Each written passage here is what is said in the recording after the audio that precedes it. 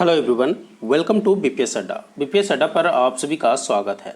BPSC previous year question series के अंतर्गत आज का जो हमारा सेशन है वो है पिछले 28 वर्षों में भौतिक विज्ञान अर्थात फिजिक्स से जितने भी प्रश्न पूछे गए हैं उन सारे को कवर करेंगे। इससे पहले हमने दो वीडियो जो कि मेडिवल हिस्ट्री और बायोलॉजी पर आधारित था। पिछले 28 वर्षों में जितने भी क्वेश्चन बीपीएससी के द्वारा मेडिवल हिस्ट्री और बायोलॉजी से क्वेश्चन पूछे गए थे उन सारे को मैंने करवाया था। आज के इस सेशन में फिजिक्स से जितने भी क्वेश्चन पिछले 28 वर्षों में बीपीएससी के द्वारा पूछा गया है उन सारे को हम डील करेंगे। तो बने रहे वीडियो के अंत तक, और यदि आप हमारे चैनल पर नए हैं तो चैनल को सब्सक्राइब और बेल आइकन को प्रेस कर दें सो दैट कोई वीडियो अगर हमारे चैनल पर अपलोड किया जाता है तो आपको सूचना मिल जाए और आप कोई वीडियो मिस ना करें। वीडियो को लाइक और शेयर ज़रूर करिएगा, वीडियो को लाइक और शेयर करते रहिए। चलिए तो स्टार्ट करते हैं हम आज का सेशन। आज का हमारा पहला क्वेश्चन जो भौतिक सेक्शन के अंतर्गत है वो है निम्न तत्वों में से किसमें न्यूट्रॉन नहीं होता है। तो न्यूट्रॉन किसमें नहीं होता है? हाइड्रोजन का परमाणु क्रमांक 1 होता है और आपको मालूम होना चाहिए कि हाइड्रोजन में कोई भी न्यूट्रॉन नहीं होता है। तो इस प्रश्न का जो सही आंसर होगा वो होगा ऑप्शन सी, हाइड्रोजन। अगला प्रश्न देखते हैं। अगला प्रश्न क्या है? एंगस्ट्रम इकाई है। तो एंगस्ट्रम किसका इकाई है?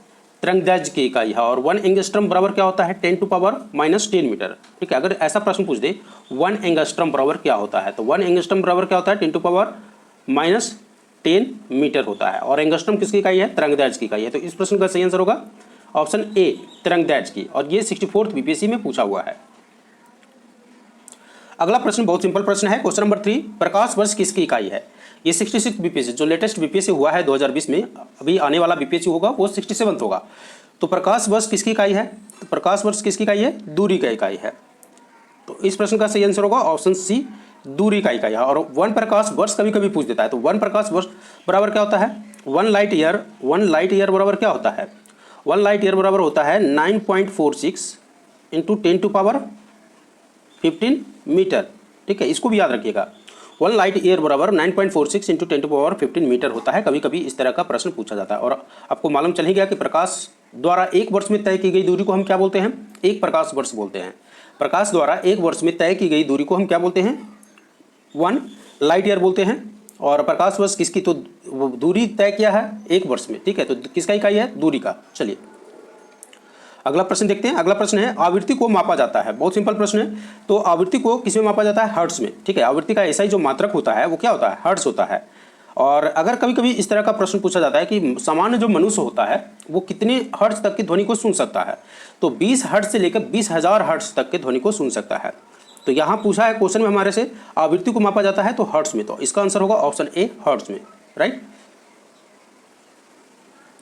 क्वेश्चन नंबर 5 है घड़ी में प्रयोग होने वाले क्वार्ट्ज क्रिस्टल होते हैं। तो क्वार्ट्ज क्रिस्टल जो होता है वो किसका बना होता है? आपसे क्वेश्चन में पूछ रहा है कि घड़ी में जो बना हुआ जो होता है, घड़ी में प्रयोग होने वाले क्वार्ट्ज क्रिस्टल किसके बने होते हैं? ठीक है, बहुत इंपॉर्टेंट प्रश्न है। तो जो क्वार्ट्ज क्रिस्टल जो बना होता है वो किसका बना होता है? सिलिकॉन डाइऑक्साइड का बना होता है। Silicon dioxide. तो इस प्रश्न का सही आंसर होगा option B, silicon dioxide. Next प्रश्न देखते हैं। अगला प्रश्न है हर्ट्ज में क्या माना जाता है? तो हर्ट्ज में क्या माना जाता है? तो हर्ट्ज में ये देखिए क्वेश्चन 65th बीपीएससी प्रीलिम्स में पूछा हुआ है। ठीक है, तो जो 66 का पहले बीपीएससी हुआ था उसमें 65th में ये क्वेश्चन पूछा हुआ है। तो हर्ट्ज में अभी जस्ट हमने बताया था। तो आवृत्ति क्वेश्चन को जस्ट उल्टा कर दिया। पहले आवृत्ति को किस में मापा जाता है, अब ये हर्ट्ज को बोल रहा है। तो हर्ट्ज किसका हो जाएगा? आवृत्ति का हो जाएगा। तो इस प्रश्न का सही आंसर होगा ऑप्शन ए, आवृत्ति। तो देखिए क्वेश्चन का रिपीटेशन होता है।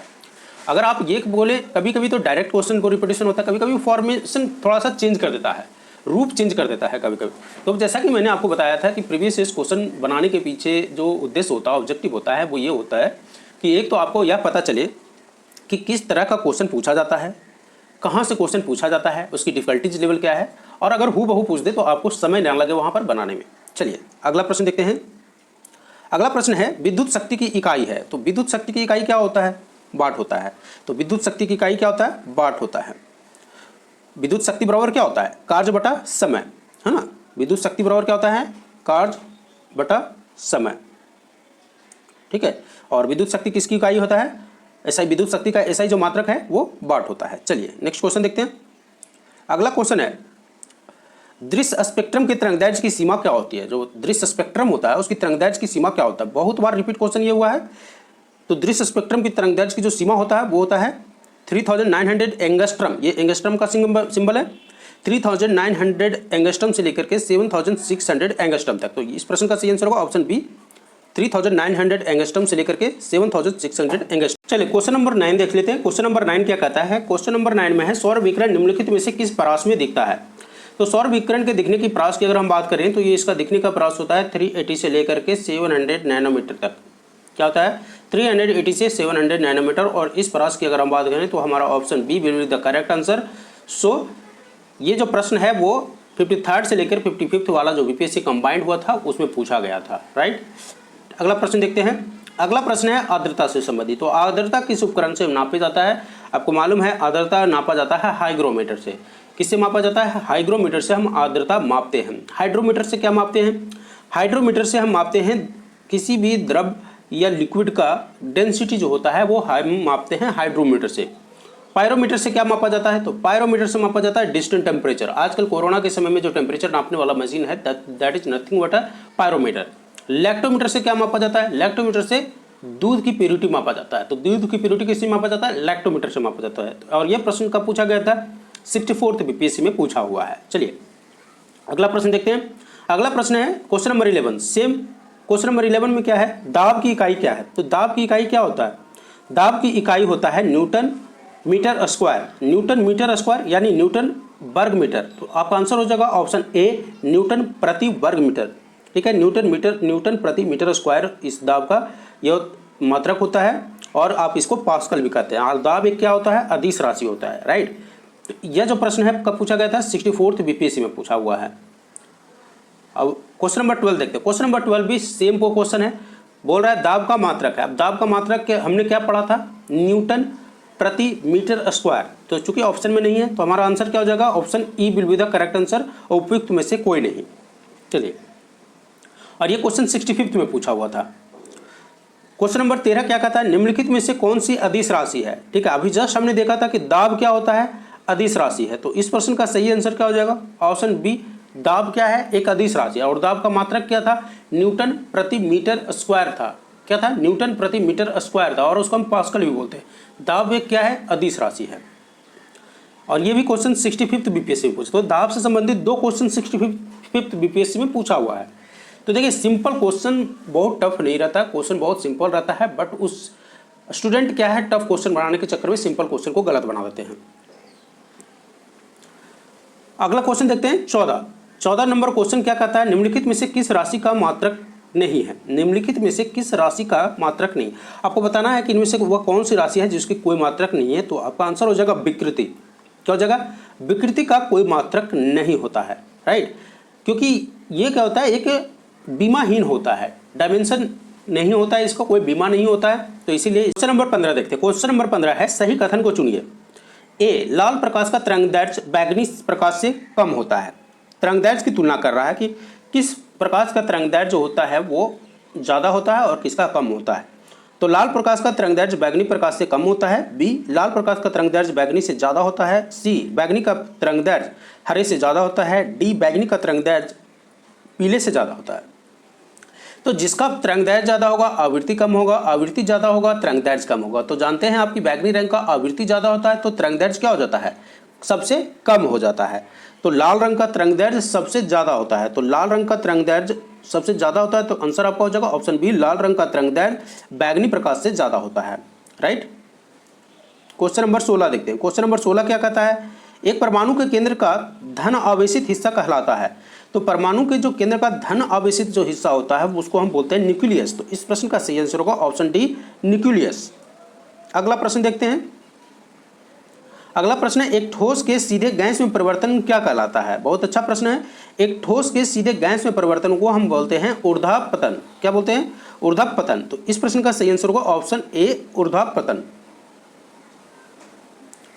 क्वेश्चन नंबर 18 देखिए, कॉस्मिक किरणें है। तो कॉस्मिक किरणें क्या होता है? एक आवेशित कण होता है। कॉस्मिक किरणें क्या होता है? एक आवेशित कण होता है। तो इस प्रश्न का सही आंसर होगा ऑप्शन ए, आवेशित कण। क्वेश्चन नंबर 19 है 2G स्पेक्ट्रम में G किस शब्द के लिए प्रयोग होता है? ये बहुत सिंपल प्रश्न है। जब 2G पूछा जब आया था तो देखिए 2G का मतलब होता है, G का मतलब होता है जनरेशन, जैसे 3G 4G 5G। तो 5G में G का मतलब क्या पूछ देगा आप, तो G का मतलब होता है जनरेशन, ठीक है। तो यहाँ आंसर आपका हो जाएगा option C generation, G for generation. चलिए अगला प्रश्न देखते हैं। अगला प्रश्न है रडार का आविष्कार किसने किया था। बहुत अच्छा प्रश्न है। रडार का आविष्कार रॉबर्ट वाटसन ने किया था। सीधा प्रश्न पूछा हुआ है, रॉबर्ट वाटसन ने किया था रडार का आविष्कार। चलिए अगला प्रश्न क्या है, गॉड पार्टिकल क्या है। गॉड पार्टिकल, अब जैसे आपने पढ़ा होगा हिग्स बोसान, तो हिग्स बोसान एक मूल कण है जिसकी प्रथम परिकल्पना जो है 1964 में किया गया था और इसका प्रायोगिक सत्यापन जो है 14 मार्च 2013 को किया गया था। और वैज्ञानिक समुदाय के बाहर और मीडिया के द्वारा अक्सर इस कण को ईश्वरीय कण या गॉड पार्टिकल भी बोला जाता है। क्या बोला जाता है, गॉड पार्टिकल्स भी बोला जाता है। तो हिग्स बोसान क्या होता है, ये गॉड पार्टिकल क्या है, हिग्स बोसॉन है, ठीक है। तो इस प्रश्न का सही आंसर होगा option B, Higgs boson. Question number 22 देखते हैं। क्वेश्चन नंबर 22 है सर सीवी रमन को भौतिक का नोबेल पुरस्कार कब प्राप्त हुआ था। तो ये तो मालूम ही होना चाहिए आपको कि सर सीवी रमन को भौतिक पुरस्कार जो है कब मिला था, 1930 में मिला था। तो इस प्रश्न का सही आंसर होगा ऑप्शन बी, 1930। अच्छा, रविंद्रनाथ टैगोर को कब मिला था, 1913 में मिला था, ठीक है। सीवी रमन को कब मिला था, 1930 में मिला है। सीवी रमन का ही क्वेश्चन पूछा है 1930। हरगोविंद खुराना अगर पूछता तब कब मिला था उनको, 1968 में मिला था। चलिए टेलीस्कोप की खोज किस वैज्ञानिक ने किया था। टेलीस्कोप की खोज गैलीलियो के द्वारा किया गया था। तो इस प्रश्न का सही आंसर होगा ऑप्शन डी, गैलीलियो के द्वारा। क्वेश्चन नंबर 24 है इस सदी की शुरुआत में हवाई जहाज का आविष्कार किसने किया था। बहुत सिंपल सा प्रश्न पूछा गया है कि हवाई जहाज का आविष्कार किसने किया था। तो आपको मालूम है कि हवाई जहाज के पीछे किसका हाथ है, राइट ब्रदर्स का हाथ है, ठीक है। राइट ब्रदर्स ने ही हवाई जहाज का आविष्कार किया था। क्वेश्चन नंबर 25 देखते हैं। 1 माइक्रोन बराबर होता है, तो 1 माइक्रोन बराबर क्या होता है, 10⁻³ मिलीमीटर, यानी 1/1000 मिलीमीटर। तो 1/1000 मिलीमीटर क्या हो जाएगा, option C will be your correct answer. अब यहाँ देखिए डिग्री को कन्वर्ट करना है, तो ये तो फार्मूला आपको मालूम ही होगा। 40 डिग्री सेल्सियस का मान फ़ारेनहाइट में चेंज करना है, तो फ़ारेनहाइट बराबर होता है 9/5 C + 32। अब जहाँ पर C है तो 9 आपको मैं बता ही देता हूँ। यहाँ देखिए फार्मूला इसका होता है फ़ारेनहाइट बराबर F = 9/5 C + 32। अगर इसकी जगह पर 40 को रखिएगा तो 8 × 5 = 40, यानी ठीक है, तो 72 हो जाएगा। यहाँ अगर 40 आप रखते हैं तो 9 बटा इस तरह से कर लीजिए, 40 + 32, 72 + 32 यानी 104। तो ये हो जाएगा आपका answer option A, 104 degree Fahrenheit, ठीक है। तो 40 डिग्री सेल्सियस = 104 डिग्री फ़ारेनहाइट आपका आंसर हो जाएगा। और ये प्रश्न पूछा जाता है बार बार। चलिए क्वेश्चन नंबर 27, क्रोमेटोग्राफी की तकनीक का प्रयोग होता है। तो क्रोमेटोग्राफी का तकनीक का प्रयोग क्या होता है, एक मिश्रण से पदार्थों को अलग करने के लिए हम क्रोमेटोग्राफी का प्रयोग करते हैं। तो इस प्रश्न का सही आंसर होगा ऑप्शन डी, एक मिश्रण से पदार्थों को अलग करने के लिए। क्वेश्चन नंबर 28 है लोलक की कालावधि होता है, टाइम पीरियड। लोलक का कालावधि अर्थात टाइम पीरियड क्या होता है, लंबाई के ऊपर निर्भर करता है। किसके ऊपर निर्भर करता है, लंबाई के ऊपर निर्भर करता है। क्वेश्चन नंबर 29 देखिएगा, बल गुणनफल है। अब बल गुणनफल किसका होता है, तो बल बराबर जानते ही हैं, संवेग में परिवर्तन की दर को हम क्या बोलते हैं, बल बोलते हैं। तो द्रव्यमान और त्वरण का गुणनफल, ठीक है, द्रव्यमान और त्वरण का जो ma, बल बराबर क्या होता है, ma। तो ma कहाँ पर मिल रहा है, m मतलब मास और a मतलब एक्सेलरेशन, अर्थात option B will be the correct answer. F = ma, mass × acceleration, ठीक है। त्वरण ज्ञात करने का सही सूत्र क्या होता है। तो त्वरण ज्ञात करने के लिए त्वरण का फार्मूला क्या होता है, A = v - u/t, v - u/t इसका फार्मूला होता है। तो आपका आंसर हो जाएगा A। एक्सेलरेशन बराबर v - u/t, टाइम से डिवाइड कीजिएगा तो आपका मिल जाएगा एक्सेलरेशन। तो ये इसका फार्मूला होता है, सिंपल फार्मूला पूछा हुआ है। क्वेश्चन नंबर 31 देख लेते हैं, निम्नलिखित में से कौन सी राशि सदिश नहीं है। अब सदिश राशि कौन, सदिश राशियाँ वे राशियाँ होती हैं जिसके साथ परिणाम और दिशा दोनों बताता हो। तो विस्थापन, वेग, बल सदिश राशियाँ है। विस्थापन, बेल, बल और वेग ये तीनों क्या है, सदिश राशियाँ, लेकिन आयतन अदिश राशि है। तो इस प्रश्न का सही आंसर होगा, यहाँ पूछ रहा है सदिश राशि नहीं है यानी अदिश राशि पूछ रहा है, तो आयतन हो जाएगा आपका आंसर। चलिए क्वेश्चन नंबर 32 देखते हैं। क्वेश्चन नंबर 32 क्या कर रहा है, 32 कह रहा है पदार्थ के संवेग और वेग के अनुपात से कौन सी भौतिक राशियाँ प्राप्त की जा सकती है। तो आपको मालूम है कि पदार्थ के संवेग और वेग से जो राशियाँ प्राप्त होती है वो होता है द्रव्यमान। तो इस प्रश्न का सही आंसर होगा ऑप्शन सी, द्रव्यमान हमको मिलेगा। पदार्थ के संवेग और वेग के अनुपात से द्रव्यमान मिलता है। यदि किसी वस्तु का द्रव्यमान m तथा वस्तु का वेग b हो तो उसका संवेग क्या हो जाएगा, mv हो जाता है। ठीक है, तो संवेग और वेग का अनुपात क्या हो जाएगा, mv बटा b, v और v से कट जाएगा तो यानी हमको क्या मिलेगा, m मिलेगा यानी द्रव्यमान मिलेगा। चलिए क्वेश्चन नंबर 33 बहुत सिंपल क्वेश्चन है। 1 किलोमीटर दूरी बराबर होता है। तो 1 किलोमीटर पर दूरी बराबर आपको मालूम है, दूरी को अब मीटर में पूछ रहा है तो 1000 मीटर हो जाएगा। यहाँ 100 मीटर 1000 सेंटीमीटर नहीं होगा, यानी यहाँ देखिए option C will be your correct answer, 1000 metre. 1 kilometre बराबर 1000 मीटर। ठीक है, अब अगला प्रश्न फिर से यूनिट से, 1 पिकोग्राम बराबर क्या होता है। तो 1 पिकोग्राम बराबर, ये तो सिंपल से क्वेश्चन है, 10⁻⁻12 ग्राम होता है। 1 पिकोग्राम बराबर 10⁻⁻12 ग्राम होता है। चलिए क्वेश्चन नंबर 35 देखते हैं। अगर आप लिफ्ट में खड़े हैं तो लिफ्ट के फर्श पर आपके भार द्वारा लग रहा बल क्या होगा। बहुत अच्छा प्रश्न है। तो लिफ्ट का जो भी प्रश्न होगा तो क्या हो जाता है, नीचे आते समय जो लिफ्ट होता है ना वो क्या होता है, भारहीन हो जाता है, शून्य हो जाता है। उसका जो लिफ्ट होता है वो नीचे आते समय भार क्या हो जाता है, शून्य हो जाता है। तो इसका आंसर हो जाएगा आपका लिफ्ट के 9.8 मीटर प्रति सेकंड के त्वरण से नीचे आते समय शून्य हो जाएगा। ठीक है, तो लिफ्ट के फर्श पर आपके द्वारा भार लग रहा बल जो क्या हो जाएगा, शून्य हो जाएगा।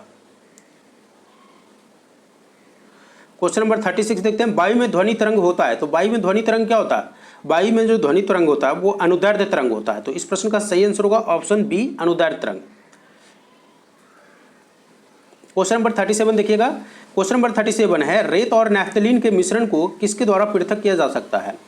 तो रेत और नैफ्थलीन के मिश्रण को हम अलग करते हैं सब्लिमेशन अर्थात ऊर्ध्वपतन के द्वारा। तो इस प्रश्न का सही आंसर होगा ऑप्शन ए, ऊर्ध्वपतन सब्लिमेशन के द्वारा।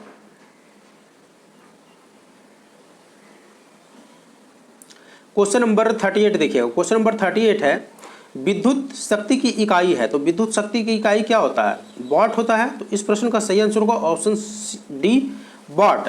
ठीक है, विद्युत शक्ति बराबर कार्य बटा समय। विद्युत शक्ति की इकाई क्या होता है, वाट होता है, जो जूल प्रति सेकंड के बराबर होता है। राइट। क्वेश्चन नंबर 39 है, टरबाइन एवं डायनमो से बिजली प्राप्त करने में किस ऊर्जा को विद्युत ऊर्जा में परिवर्तित करता है। तो ये आप बचपन से पढ़ते आ रहे होंगे कि मैकेनिकल ऊर्जा को टरबाइन एवं डायनमो में बिजली प्राप्त करने के लिए यांत्रिक ऊर्जा को अर्थात मैकेनिकल ऊर्जा को विद्युत ऊर्जा में परिवर्तित करता है। यांत्रिक ऊर्जा यानी मैकेनिकल ऊर्जा, यांत्रिक ऊर्जा का ही दूसरा इंग्लिश में नाम क्या है, मैकेनिकल ऊर्जा। चलिए अब ये एक थोड़ा सा फॉर्मूला बेस्ड क्वेश्चन दे दिया है। 100 वाट का बिजली का बल्ब यदि 10 घंटे जले तो बिजली खपत होगा। ठीक है, तो बिजली खपत कितना होगा उसको हम देख लेते हैं। तो 100 वाट है, तो चलिए इसको कैलकुलेट कर लेते हैं। 100 वाट यूनिट निकालना है हमको, इंटू 10 यानी 1000 वाट प्रति घंटा, और 1000 वाट प्रति घंटा बराबर क्या होता है, 1 यूनिट। तो इन आंसर हो जाएगा ऑप्शन बी, 1 यूनिट। ठीक है, क्या होगा, 1 यूनिट। 1000 वाट प्रति आवर मतलब 1 यूनिट। चलिए एक फिर क्वेश्चन जो है सीरीज से क्वेश्चन, ये 66 बीपीएससी में पूछा हुआ है। तो सीरीज का क्वेश्चन आप जब पढ़ेंगे तो दो समानांतर प्रतिरोध वाले सर्किट का कुल प्रतिरोध 1.403 किलो ओम है। यदि एक प्रतिरोधक का मान 2.0 किलो ओम है तो दूसरे प्रतिरोधक का मान क्या होगा। जब इसको आप सीरीज से हल कीजिएगा तो आपका जो आंसर आ जाएगा वो हो जाएगा 4.70 किलो ओम। क्या होगा, 4.70 किलो ओम। आप इसको सोल्व कीजिएगा, 1/r equal to 1/r r1 plus 1/r2 फिर r1 प्लस r2 करके divided by r1 into r2। इस फार्मूला पर जब बैठाइएगा तब ये निकल के आंसर आ जाएगा आपका 4.70 किलो ओम। 42 नंबर क्वेश्चन देख लेते हैं। एक सामान्य शुष्क सेल में विद्युत अपघट्ट होता है, तो एक सामान्य शुष्क सेल में विद्युत अपघट्ट क्या होता है? अमोनियम क्लोराइड होता है। तो इस प्रश्न का सही आंसर होगा option C, ammonium chloride. Dynamo क्या है? फिर से क्वेश्चन रिपीट हुआ है। डायनमो क्या होता है? यांत्रिक ऊर्जा को वैद्युत ऊर्जा में परिवर्तित करता है, मैकेनिकल ऊर्जा को विद्युत ऊर्जा में परिवर्तित करता है। तो आपका आंसर हो जाएगा ऑप्शन बी। क्वेश्चन नंबर 44 देखिएगा। क्वेश्चन नंबर 44 में कह रहा है विद्युत मोटर में आपके पास ऑप्शन है ए, ऊष्मा को विद्युत ऊर्जा में बदला जाता है। ऑप्शन बी देख लेते हैं। ऑप्शन बी है विद्युत ऊर्जा को ऊष्मा में बदला जाता है। सी है विद्युत ऊर्जा को यांत्रिक ऊर्जा में बदला जाता है। डी है यांत्रिक ऊर्जा को विद्युत ऊर्जा में बदला जाता है। ई है उपयुक्त में से कोई नहीं या उपयुक्त में से एक से अधिक। ये 64वां में पूछा हुआ क्वेश्चन है। तो आपको मालूम ही है कि विद्युत मोटर में क्या होता है? विद्युत ऊर्जा को यांत्रिक ऊर्जा में बदला जाता है। तो आपका आंसर होगा ऑप्शन सी, विद्युत ऊर्जा को यांत्रिक ऊर्जा में बदला जाता है। क्या होता है? मोटर के द्वारा विद्युत मोटर में विद्युत ऊर्जा को यांत्रिक ऊर्जा में बदला जाता है। अगला प्रश्न, विद्युत धारा निम्नलिखित में से किस उपकरण से नापी जाती है? तो विद्युत धारा को नापने के लिए जिस उपकरण का प्रयोग करते हैं उसको हम बोलते हैं एमीटर। क्या बोलते हैं? एमीटर। क्वेश्चन नंबर 46 है विद्युत धारा किस उपकरण से मापी जाती है? तो फिर से क्वेश्चन सेम है, एमीटर से मापा जाता है। सेम क्वेश्चन देखिएगा, इसमें कोई भी ऑप्शन में भी कोई चेंजेस नहीं हुआ है। और ये 65 में पूछा हुआ, back to back year question पूछा हुआ है। तो आपको प्रीवियस ईयर का क्वेश्चन तो पक्का करके जाना चाहिए हर एक सब्जेक्ट का। 47 देखते हैं। प्रकाश में 7 रंग होते हैं, रंगों को अलग करने का क्या तरीका है? तो प्रकाश में जो 7 रंग होते हैं तो उसका अलग करने का तरीका होता है कि एक प्रिज्म से रंगों को अलग कर सकते हैं। किससे कर सकते हैं? प्रिज्म से। तो ये बचपन से पढ़ते आ रहे हैं आप कि रंगों को अलग हम कैसे कर सकते हैं? प्रिज्म के द्वारा। चलिए क्वेश्चन नंबर 48 देखते हैं। क्वेश्चन नंबर 48 है यदि किसी ऐनक की लेंस की शक्ति +2 डायोप्टर हो तो इसकी फोकस दूरी क्या होती है? तो आपको मालूम है कि फोकस दूरी बराबर होता है 1/, लेंस की क्षमता यानी 1/d। तो वहाँ यहाँ d दिया हुआ +2 डायोप्टर 1/2, तो 1/2 मतलब 0.5 मीटर यानी कि 50 सेंटीमीटर। तो आपका आंसर हो जाएगा 50 सेंटीमीटर, यानी option C will be the correct answer. Question number 49 देखते हैं। चुंबकीय सुई किस तरफ संकेत करती है? तो चुंबकीय सुई जो मैग्नेटिक नीडल होता है, आपको मालूम है कि मैग्नेटिक नीडल हमेशा नॉर्थ की तरफ इंडिकेशन देता है। तो आंसर होगा option C, north. Magnetic needle जब लीजिएगा और उसको रखिएगा तो हमेशा नॉर्थ की तरफ इंडिकेशन देगा। क्वेश्चन नंबर 50 है श्वेत प्रकाश को नली में कैसे पैदा करते हैं? तो श्वेत प्रकाश को नली में हम तंतु को गर्म करके पैदा करते हैं। इस प्रश्न का सही आंसर होगा ऑप्शन बी, तंतु को गर्म करके। क्वेश्चन नंबर 51 है आइंस्टीन को नोबेल पुरस्कार जो है किस कार्य पर मिला था? तो आइंस्टीन को नोबेल पुरस्कार 1921 में प्रकाश विद्युत प्रभाव पर मिला था। तो इस प्रश्न का सही आंसर होगा ऑप्शन डी, प्रकाश विद्युत प्रभाव। और ईयर पूछता तो 1921 हो जाता। क्वेश्चन नंबर 52 है विद्युत उत्पन्न करने के लिए कौन सी धातु का उपयोग किया जाता है? तो आपको मालूम है विद्युत उत्पन्न करने के लिए हम किसका इनमें से इस्तेमाल करते हैं? यूरेनियम का। यूरेनियम का इस्तेमाल हम विद्युत उत्पन्न करने के लिए करते हैं। क्वेश्चन नंबर 53 है कि कमरे को ठंडा किया जा सकता है। अब कमरे को कैसे ठंडा किया जा सकता है? पानी के बहने से, रसोई गैस से, ठोस को पिघलाने से या संपीड़ित गैस को छोड़ने से। तो संपीड़ित गैस को छोड़िएगा तो कमरा क्या होगा? कमरा का टेम्परेचर कम हो जाएगा और कमरा ठंडा हो जाएगा, यानी option B will be the correct answer.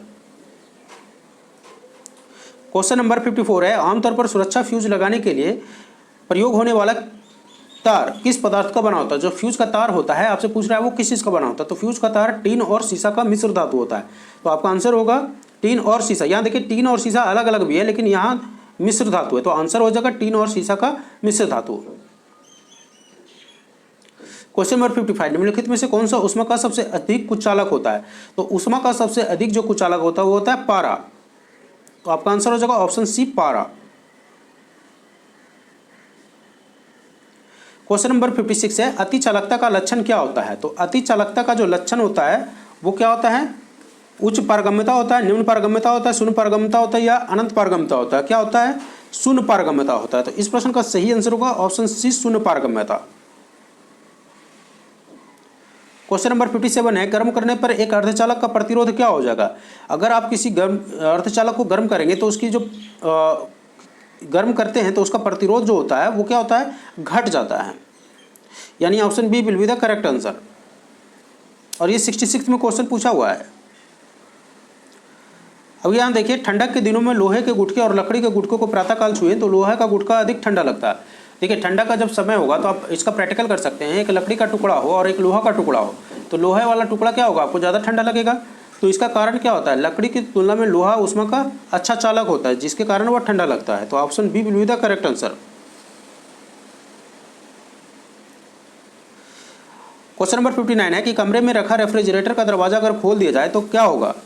तो यानी आप इसमें क्या कर सकते हैं, आप कमरे को कुछ डिग्री ठंडा कर सकते हैं, आप इसको रेफ्रिजरेटर के तापमान तक ठंडा कर सकते हैं, आप अंततः कमरे को थोड़ा गर्म कर सकते हैं। आप कमरे को ना तो गर्म और ना ही ठंडा कर सकते हैं, कमरे को थोड़ा गर्म कर सकते हैं। अगर रेफ्रिजरेटर का दरवाज़ा खुला रहेगा तो कमरा थोड़ा बहुत क्या हो जाएगा, गर्म होता है।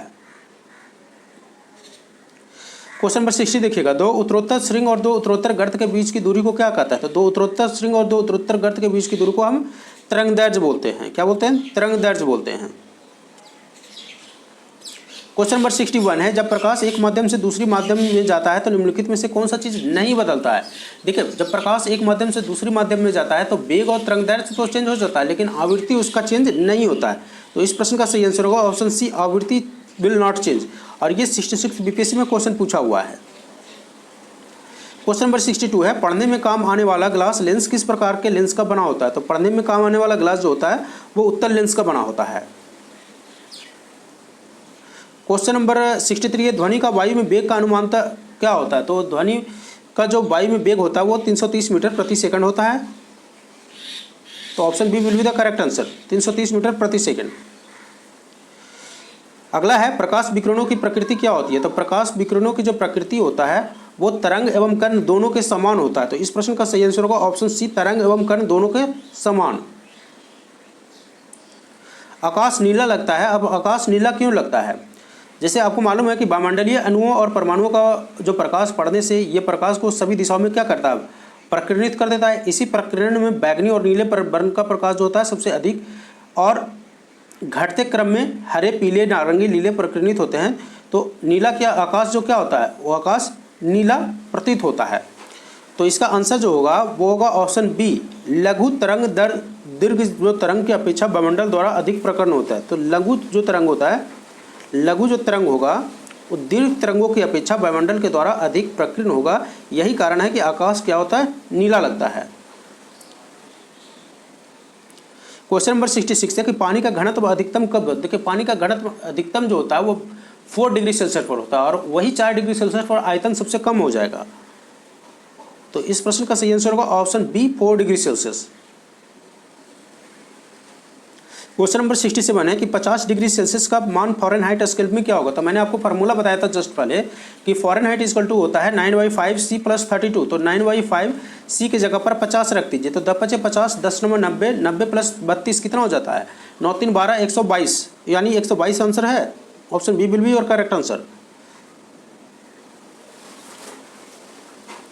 क्वेश्चन नंबर 68, वर्षा की बूंदे गोलाकार आकृति का कारण क्या है। आखिर वर्षा की बूंदे जो होता है वो गोलाकार क्यों होता है, चपटा क्यों नहीं होता है। तो वो होता है पृष्ठ तनाव के कारण। क्या होता है, पृष्ठ तनाव के कारण। क्वेश्चन नंबर 69 है, सबसे ज़्यादा श्यानता होती है। तो सबसे ज़्यादा श्यानता किसका होता है, शहद का सबसे ज़्यादा विस्कोसिटी होता है। तो आंसर विल बी द शहद, और उसके बाद खून का होता है। ठीक है। क्वेश्चन है, महासागर में ऊंची जल तरंगें कैसी आती है। तो आपको मालूम है कि महासागर में ऊंची जल तरंगे का कारण क्या होता है, मून के ग्रेविटेशनल फोर्स के कारण। ठीक है। तो महासागर में ऊंची जल तरंगे चंद्रमा के गुरुत्वाकर्षण बल का परिणाम होता है। तो इस प्रश्न का सही आंसर होगा ऑप्शन डी, चंद्रमा से। जब एक पत्थर को चांद की सतह से पृथ्वी पर लाया जाता है तो क्या हो जाएगा। देखिए, द्रव्यमान तो वही रहेगा, पत्थर जितना बड़ा रहेगा वो उतना बड़ा रहेगा, लेकिन उसका भार जो होता है ना, वेट बदल जाता है। मास में कोई चेंजेस नहीं होता है, लेकिन वेट में बदलाव आ जाता है। तो आंसर विल बी, भार बदल जाएगा परंतु द्रव्यमान में कोई चेंजेस नहीं आएगा।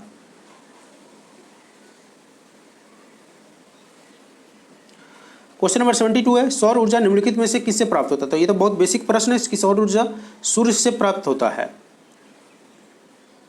क्वेश्चन नंबर 73 है, सूर्य पर ऊर्जा का निर्माण होता है। तो सूर्य पर जो ऊर्जा का निर्माण होता है वो कैसे होता है, मालूम है नाम के, संलयन से, विखंडन से, संलयन से। क्वेश्चन नंबर 74 है, ये तो जीके का प्रश्न पूछ दिया है। प्रथम भारतीय उपग्रह आर्यभट्ट कब छोड़ा गया था? तो प्रथम भारतीय उपग्रह आर्यभट्ट जो है, अब पहले आपको ये मालूम होना चाहिए कि प्रथम भारतीय उपग्रह कौन था? तो आर्यभट्ट था। और इसको कब छोड़ा गया था? 19 अप्रैल 1975 को छोड़ा गया था। सो आंसर विल बी 19 अप्रैल 1975।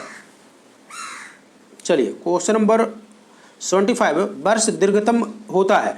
तो देखिए प्लूटो पर होता है, नेपच्यून पर होता है, गुरु पर होता है, पृथ्वी पर हो, कौन से ग्रह पर वर्ष मैक्सिमम होगा? तो प्लूटो पर होगा, जो सूर्य के दूर होगा, है ना। तो 248 पृथ्वी वर्ष होता है इस पर। चलिए 76 है, विद्युत चुंबकीय तरंगों का वेग होता है। तो विद्युत चुंबकीय तरंगों का जो वेग होता है वो क्या होता है? वो होता है 3 × 10⁸ मीटर पर सेकंड। पहले भी ये क्वेश्चन को किए थे। तो 3 × 10⁸ मीटर पर सेकंड। चलिए नेक्स्ट क्वेश्चन देखते हैं। ये 66 बीपीएससी में क्वेश्चन पूछा हुआ है। तो 67 वाले तो आप देख रहे होंगे कि किस तरीके से क्वेश्चन पूछा जाता है, तो तैयारी करिए इसी अनुसार, ठीक है। 12 दिसंबर को आपका एग्जाम है, तो डो नॉट लीन, आपको डिले मत दीजिए, तैयारी कीजिए अकॉर्डिंग टू 12 दिसंबर। सूर्य के प्रकाश का धरती की सतह पर पहुंचने में लगने वाला समय क्या होता है? तो आपको मालूम है कि सूर्य के प्रकाश को धरती पर लगने में जो समय होता है वो 8.8 मिनट लगता है। चूँकि ऑप्शन यहाँ 4 वाला है तो देखिएगा, तो 8.5 मिनट आप बोल सकते हैं। जनरली क्या है, ये 8.19 कर सकते हैं आप, ठीक है। क्वेश्चन नंबर 78 देखिए, सूर्य का प्रकाश पृथ्वी पर पहुंचता है। अब ये देखिए क्वेश्चन सेम, ये 66 बीपीएससी में पूछा था। सूर्य का प्रकाश पृथ्वी पर पहुंचता है 5 मिनट में, 6 मिनट में, 8 मिनट में, 10 मिनट में, किस में? उपयुक्त में से कोई नहीं या उपयुक्त में से एक से।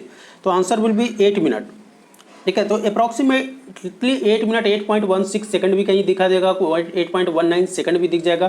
तो 8 मिनट 1.6 सेकंड एनसीईआरटी बुक या एनसीईआरटी में कहीं कहीं 8 मिनट भी लिखा हुआ है। तो आंसर विल बी 8 मिनट, ठीक है।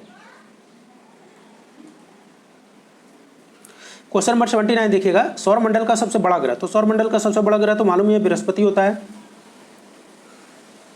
चलिए क्वेश्चन नंबर 80 देखते हैं। क्वेश्चन नंबर 80 क्या है? निम्नलिखित में से कौन सा एक कंप्यूटर का भाषा नहीं है? तो ये कंप्यूटर से प्रश्न पहले पूछ देता था, अभी तो फिलहाल तो नहीं पूछ रहा है। तो निम्नलिखित में से कौन सा एक कंप्यूटर का भाषा नहीं है? तो बेसिक, सी, फॉर्टेन, ये सब तो है, ये फास्ट नहीं कंप्यूटर का कोई भाषा। तो option C will be the correct answer. Question number 81 देखिएगा, निम्नलिखित में से कौन सी धातु रोशनी के बल्बों को में फिलामेंट के रूप में प्रयोग होता है? तो फिलामेंट के रूप में आपको मालूम है 8th क्लास से ही पढ़ते आ रहे होंगे, 7th 8th में, कि टंगस्टन का प्रयोग करते हैं। फिलामेंट, बल्ब का जो फिलामेंट होता था वो किस चीज़ का बना होता था? टंगस्टन का बना होता था। निम्नलिखित में से कौन से धातु अर्धचालक यानी सेमी कंडक्टर के रूप में ट्रांजिस्टर में प्रयुक्त होता था? तो सेमी कंडक्टर के रूप में प्रयुक्त होने वाला क्या होता है? जर्मेनियम, ठीक है, जर्मेनियम होता है। तांबा, जर्मेनियम। ऑप्शन और दिखा देता हूँ मैं आपको, ग्रेफाइट, चांदी।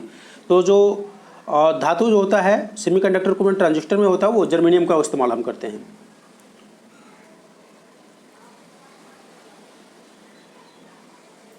अगला प्रश्न है, परमाणु नाभिक के अवयव होता है। तो परमाणु के नाभिक का अवयव कौन कौन होता है? प्रोटॉन प्लस न्यूट्रॉन, ठीक है। परमाणु नाभिक के मुख्य अवयव होता है प्रोटॉन प्लस न्यूट्रॉन। और इलेक्ट्रॉन क्या होता है? नाभिक के चारों ओर चक्कर लगाता है।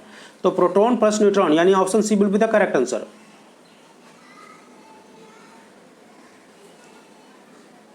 क्वेश्चन नंबर 84 है, निम्नलिखित में से कौन वैकल्पिक ऊर्जा, अल्टरनेटिव एनर्जी का सबसे बड़ा भंडार है? तो अल्टरनेटिव एनर्जी का जो सबसे बड़ा भंडार है वो क्या है? सौर ऊर्जा। तो इस प्रश्न का सही आंसर होगा ऑप्शन ए, सौर ऊर्जा। क्वेश्चन नंबर 85 है, परमाणु बम का सिद्धांत आधारित है। तो परमाणु बम का सिद्धांत आपको मालूम है नाभिकीय विखंडन पर आधारित हो। परमाणु बम में जो है वो नाभिकीय विखंडन पर आधारित है। क्वेश्चन नंबर 86 है, वायु में कौन सी नोबल गैस नहीं होती है? तो वायु में कौन से नोबल गैस नहीं होता? रेडॉन नहीं होता। हीलियम, आर्गन, नियॉन वगैरह होता है, रेडॉन नहीं होता है। तो इस प्रश्न का सही आंसर होगा ऑप्शन डी, क्योंकि रेडॉन नामक अक्रिय गैस वायु में नहीं पाया जाता है। क्वेश्चन नंबर 87 है, बिजली की खपत का बिल किसके मापन पर आधारित होता है? वाट, वोल्टेज, लोहा, एम्पियर। तो ये क्या होता है? वाट होता है, ठीक है। बिजली की खपत जो होता है, बिजली का खपत का बिल जो होता है किलोवाट प्रति घंटा यानी वाट से मापा जाता है। तो इस प्रश्न का सही आंसर होगा ऑप्शन केवल 1। 88 देखिएगा, निम्नलिखित में सबसे भारी धातु क्या है? तो सबसे भारी धातु क्या है? यूरेनियम सबसे भारी धातु है क्योंकि इसका परमाणु क्रमांक अगर देखिएगा तो 92 है और परमाणु भार 238.08 होता है। तो इस प्रश्न का सही आंसर हो जाएगा ऑप्शन बी यूरेनियम। तो ये तो था अब तक का जो पिछले 28 वर्षों में बीपीएससी द्वारा जो एग्ज़ाम कंडक्ट करवाया गया था बीपीएससी के लिए, एडमिनिस्ट्रेटिव सर्विसेज के लिए, उसमें जो क्वेश्चन पूछे गए थे अब तक फिजिक्स से, तो ये सारा क्वेश्चन हमने कर दिया है। तो आई होप ये प्रयास आपको अच्छा लगा होगा। अगर अच्छा लगे तो वीडियो को लाइक और शेयर जरूर कीजिएगा। फिर मिलते हैं हम बचे हुए जो साइंस का क्वेश्चन है केमिस्ट्री के साथ। ठीक है।